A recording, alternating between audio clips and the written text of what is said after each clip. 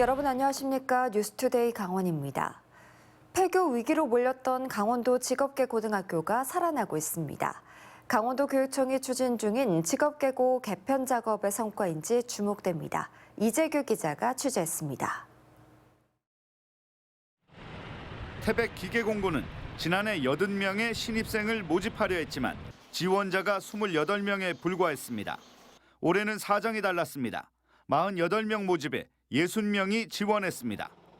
경쟁률이 0.35대 1에서 1.25대 1로 급상승했습니다. 지원자 60명 가운데 태백 이외 지역 학생이 53명이라 인구 유입 효과도 기대됩니다. 그럼 1년 새 무엇이 달라졌을까요? 우선 학교와 학과 이름입니다. 태백기계공고는 내년부터 한국항공고로 이름이 바뀌고 원래 있던 4개 학과는 항공정비과로 일괄 개편됩니다. 강원도 교육청은 수요가 많은 특정 직업군으로 직업계고를 재구조화하는 사업이 성과를 내고 있는 것으로 분석했습니다. 작년부터 강도 높은 재구조화를 하고 있습니다. 작년에는 3교 4학과, 올해는 7교 9학과 수준으로 양적으로도 성장을 많이 했고요. 비슷한 방식으로 개편하는 강원도 직업계고등학교는 앞으로 3년간 9곳입니다. 춘천기계공고는 반도체과를 신설하고 강원 애니고도 만화 창작과와 방송영상과 등 3개 학과를 새로 만듭니다. 2026년에는 김화공고가 한국국방과학고로, 인제신남고가 강원산림과학고로, 황지정보산업고는 한국세무금융고로 완전 탈바꿈합니다. 앞으로 3년간 400억 원을 투입합니다. 이런 영향 때문인지 지난해 70%대에 머물던 강원도 31개 직업계고등학교 신입생 충원율은 올해 84%까지 올랐습니다. 강원도 교육청은 앞으로 직업계고등학교 개편 작업에 속도를 더 붙일 계획입니다. 2026년까지 충원율 목표는 90%입니다. MBC 뉴스 이재규입니다. 속초와 러시아 블라디보스토크를 오가는 북방항로가 10년 만에 다시 열렸습니다. 매주 월요일과 목요일 주 2회 정식 운항에 들어갑니다. 정식 취항 첫날 박은지 기자가 취항식에 다녀왔습니다. 속초항 북방항로가 마침내 다시 열렸습니다.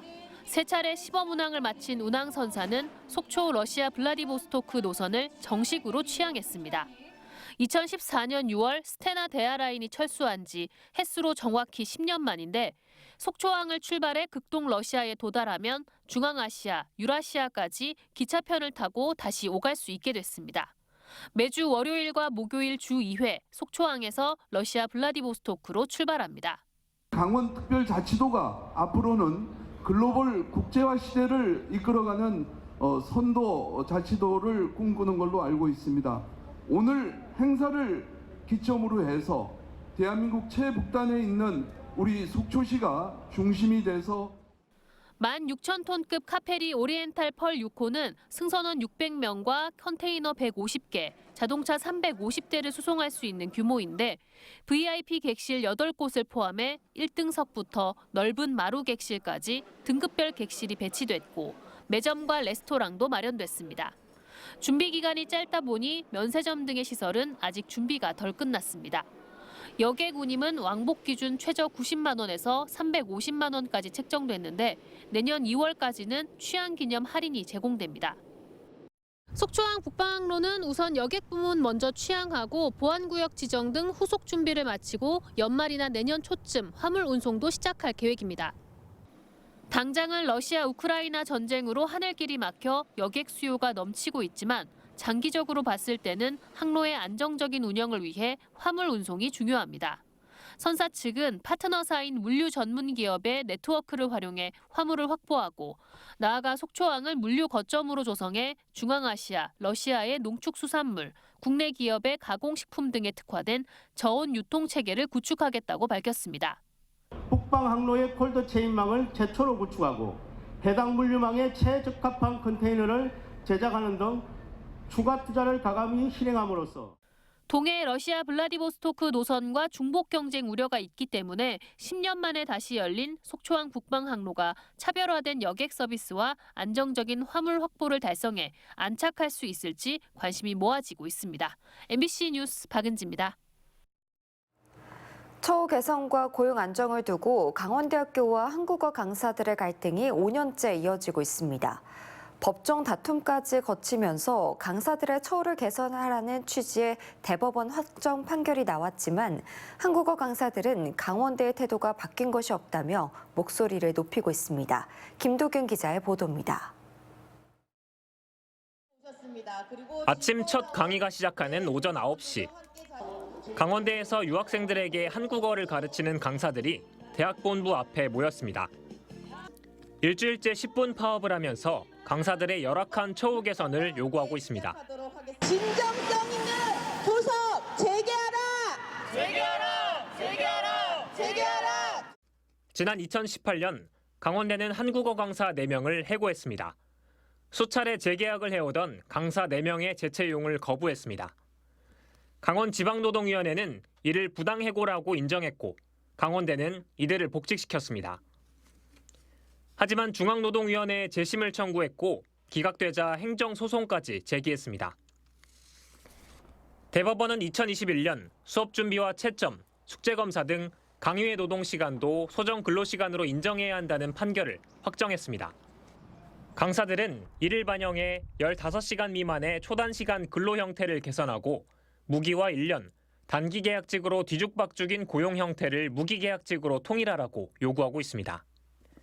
하지만 강원대는 수차례 진행된 단체 교섭에서 강사들의 요구를 받아들이지 않고 있습니다. 학교에서는 강의만 소정 근로 시간으로 인정하고 있고 사실 강의 시간보다 강의 외 노동 시간이 더 많이 지금 소요되고 있는데도 불구하고 전혀 인정하지 않고 있는 상태입니다. 더 높은 질의 교육을 원하는 유학생들도 강사들의 10분 파업에 동참했지만 학교의 압박으로 철회했다고 주장하고 있습니다. 강원대가 학생들에게 파업에 동참하면 출석에 불이익을 준다고 엄포를 놨다는 겁니다.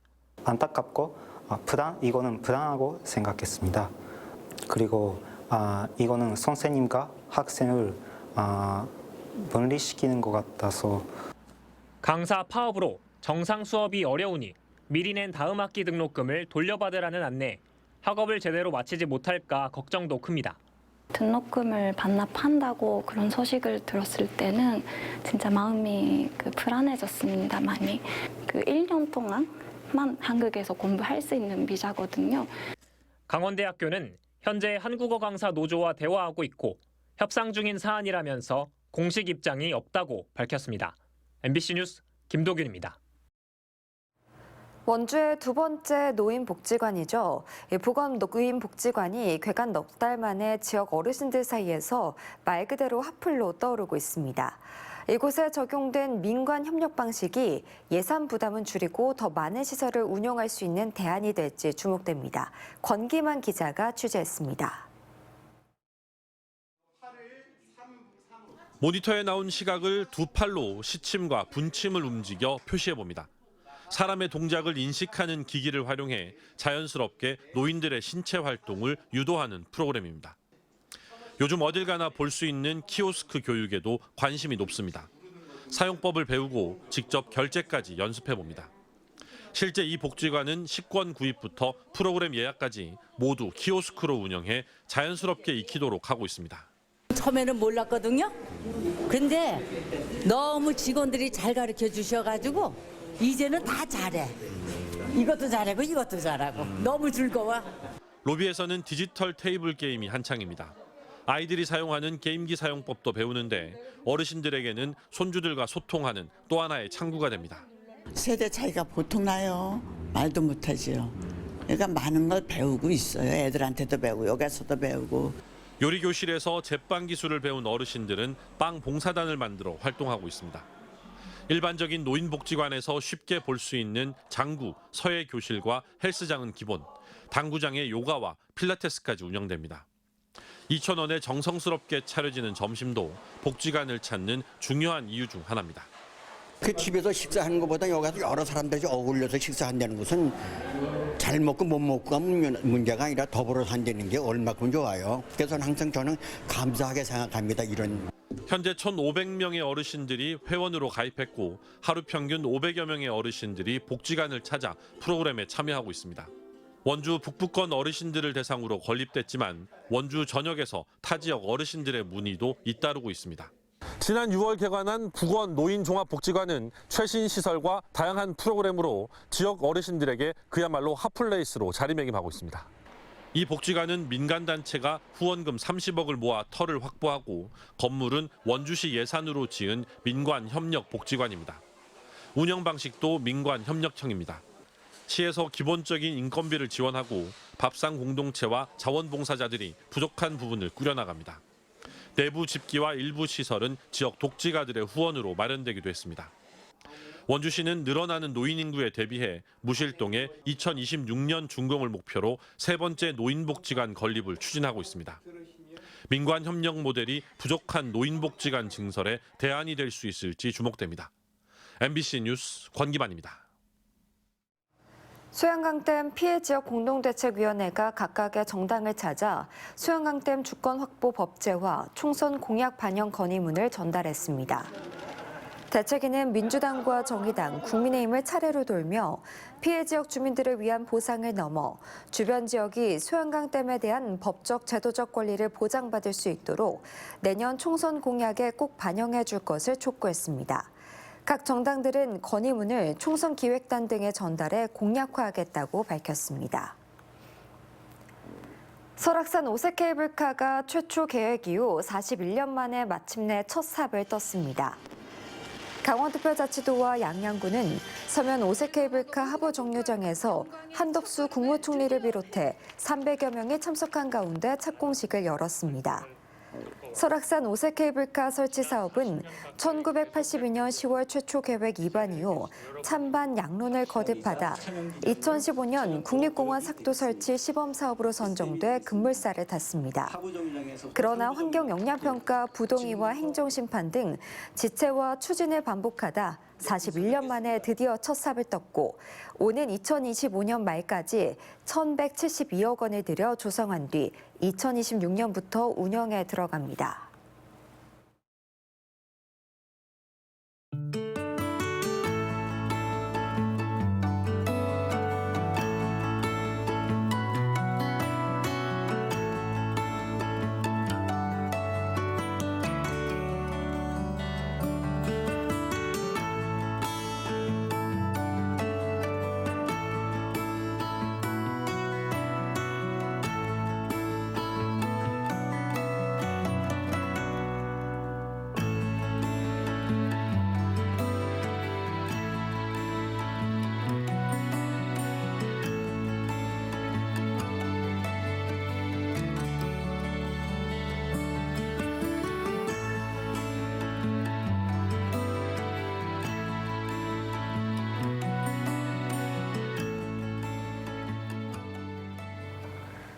태백시가 추운 겨울이나 뜨거운 여름, 폭우나 강풍에도 경기나 전지훈련이 가능한 특화시설 에어돔 구장을 건립합니다.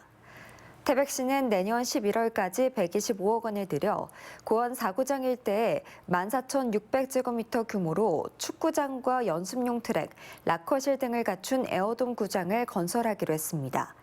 또 생활체육, 문화 이벤트를 마련하거나 재난 대비 공간으로도 활용할 예정입니다. 태백시는 에어돔 조성으로 사계절 전지훈련이 가능한 스포츠 산업도시로서 도약한다는 계획입니다. 본격적인 추위가 시작되면서 강원도 내 스키장들이 인공 눈을 뿌리며 겨울 시즌 개장을 준비하고 있습니다. 도내 스키장들은 최저기온이 영하권으로 떨어지기 시작한 이달 초순부터 본격적인 제설 작업에 착수했고 기온이 낮은 평창 용평 리조트와 휘닉스파크는 오는 24일 전국에서 가장 빨리 개장한다는 계획입니다. 횡성의 웰리파크와 또 원주 오크밸리, 정선 하이원 리조트 등도 개장 준비에 속도를 내 다음 달까지 잇따라 문을 열 전망입니다. 강원도가 대서양연어 육상 양식단지를 대규모로 조성할 계획인 가운데 K연어 대표주자로 자리매김할 계획입니다. 강원도는 전국 최초로 대서양 연어 완전 양식에 성공하고 대기업이 추진하는 연어 양식 산업단지 조성이 승인됨에 따라 내년 봄 연어 육상 양식단지를 착공해 내후년 하반기부터 연간 2만 톤의 대서양 연어를 출하할 계획입니다. 이에 따라 강원도는 연어의 고장 양양 남대천 수변공원에서 K연어 비전 선포식도 개최했습니다. 최근 5년 동안 공동주택에서 500건이 넘는 화재가 발생한 것으로 나타났습니다. 강원소방본부에 따르면 지난 2019년부터 2023년 10월까지 발생한 공동주택 화재는 536건으로 화재로 13명이 숨지고 61명이 다친 것으로 집계됐습니다. 소방당국은 특히 공동주택 화재는 대피 과정에서 피해가 컸던 것으로 보고 다른 세대에서 화재가 난 경우 대피보다는 실내에서 연기 유입을 막고 대기할 것을 당부하고 있습니다. 2023년 3분기 강원도 인구가 295명이 순유출된 것으로 나타났습니다. 강원지방통계청이 발표한 2023년 3분기 강원 지역의 경제 동향을 보면 60대가 449명, 50대가 413명이 유입돼 증가폭이 가장 컸지만 20대는 806명, 10대는 171명이 강원도를 떠났습니다.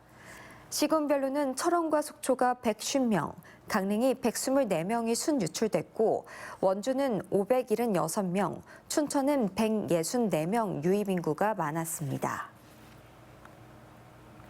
강원도 지방정원에 선정된 춘천 호수국가 정원의 기본 구상안이 세계 조 경기대회에서 단체 분야 최고상인 우수상을 수상했습니다. 세계 조 경기협회가 지난 16일 일본 도쿄에서 열린 올해 대회에서는 443개의 작품이 출품됐습니다.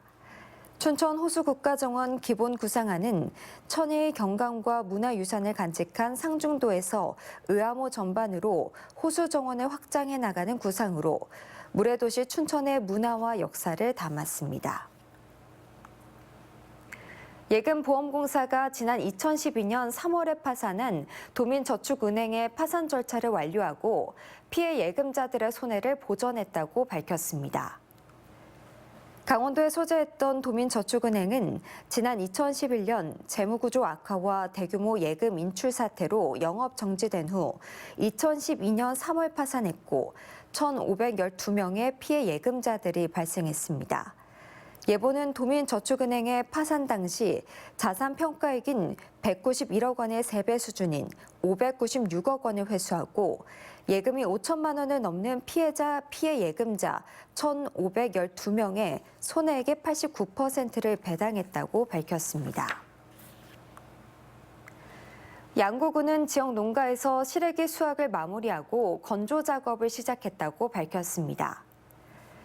올해는 196개 농가가 334헥타르 규모로 시래기를 재배하고 건조 작업이 끝나면 내년 1월부터는 800톤 분량을 출하할 예정입니다. 양구군은 시래기에 지리적 표시제를 적용해 양구 생산물을 홍보하고 있으며 시래기가 들어간 즉석식품을 개발하는 등 소비자 기호에 맞게 시래기 판매를 활성화하고 있습니다.